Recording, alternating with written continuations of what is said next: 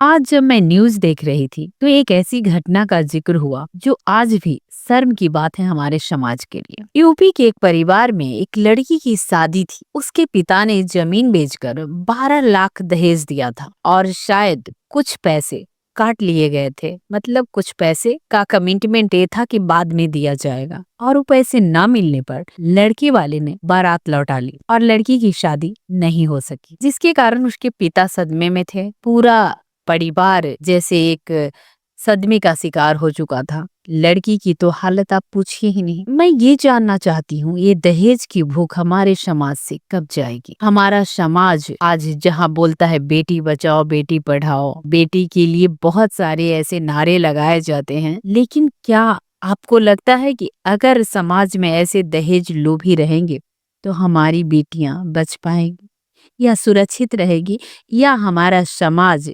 बेटियों के प्रति अपनी सोच को बदल पाएगा? नहीं, क्योंकि अगर इस तरह के लोग समाज में आज हैं, और एक दो चार नहीं है, ये बहुत सारे संख्या में ऐसे लोग हैं जिन्हें दहेज की भूख बहुत ही ज्यादा है, जिसके कारण वो अपने घर में बेटी पैदा होने पर शोक मनाते हैं। किसी के बेटी को लाने से पहले इतनी बड़ी शर्तें रखते हैं, जबकि वो उनके घर की इज्जत और मान प्रतिष्ठा बढ़ने वाली होती है। मैं आज इसी पर चर्चा करूंगी कि अगर दहेज न मिलने के कारण बारात लौटा ली जाती है तो लड़की वाले को क्या करना चाहिए? अगर दहेज न मिलने पर बारात वापस ले ली जाती है तो यह एक गैर कानूनी और दंडनीय अपराध है। इसे दहेज मांगने और दहेज को बढ़ावा देने को प्रभावित करने की श्रेणी में आता है। भारत में दहेज प्रथा एक गंभीर और सामाजिक अपराध बन चुका है, जिस पर दहेज निषेध अधिनियम 1961 डाउरी प्रोविजनल एक्ट के तहत कानूनी कार्रवाई हो सकती है। ऐसे मामलों में दुल्हन के परिवार वाले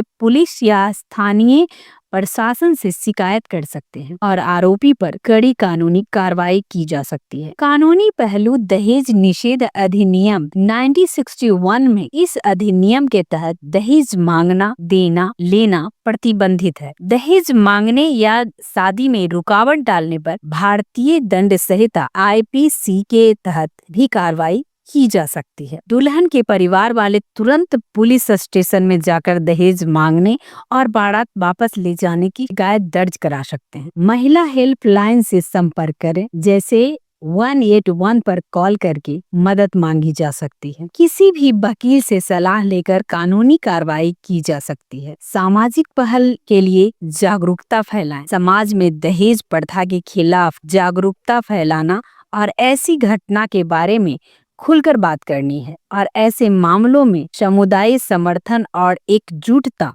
महत्वपूर्ण भूमिका निभा सकती है। मैं तो कहूंगी कि ऐसे दहेज लोभियों के घर अपनी बेटी का ब्याह ना करें। अगर वो इंसान शादी से पहले इतनी लालसा रख रहा है दहेज के लिए, तो पता नहीं शादी के बाद वो लड़की के साथ क्या करेगा। इस चीज को नजरअंदाज करके हमारा समाज ऐसे दहेज लोभियों का मुंह बंद कर देते हैं, उनकी डिमांड को पूरा करते हैं, जिसके कारण ये दहेज प्रथा दिन प्रतिदिन बढ़ती जा रही है। आज हमारे समाज में लड़कों का रेट बन चुका है। डॉक्टर है तो उसे इतना मिलेगा, इंजीनियर है तो वो इतना में होगा, बैंकर है तो ये इतना में होगा, प्राइवेट सेक्टर में है तो इतना में होगा। इस तरह से हमारे समाज में दहेज को बहुत बढ़ावा दिया जा रहा है। ये वही लोग बढ़ा रहे हैं जो दहेज के लालची हैं और जो रिश्ते को कम आंकते हैं, जहाँ पे अपने बेटों का सौदा कर बैठते हैं, अपनी बहू को लाने से पहले इतनी ज्यादा शर्तें रखते हैं। आप सोचिए, क्या उस लड़की को आप कभी अपने आप से भावनात्मक जोड़ पाएंगे, जिसको घर लाने से पहले आपने उसके पिता से एक डिमांड रख दी? अगर रिश्ता भावनाओं से जोड़ना है, रिश्ता में अपनापन लाना है, उस लड़की को अपने घर की इज्जत और बहू बनाना है, तो इस दहेज प्रथा को रोकना होगा। क्योंकि ये शादी एक इक्वलिटी है, बराबरी का है। एक लड़का और एक लड़की ही नहीं, दो परिवार जुड़ते हैं। इसलिए इसकी शुरुआत हर इंसान को खुद से करनी चाहिए। आप रोकेंगे तभी समाज रुकेगा। ऐसी कुप्रथाओं के लिए हर इंसान को आगे आकर इसका विरोध करना चाहिए। ये वीडियो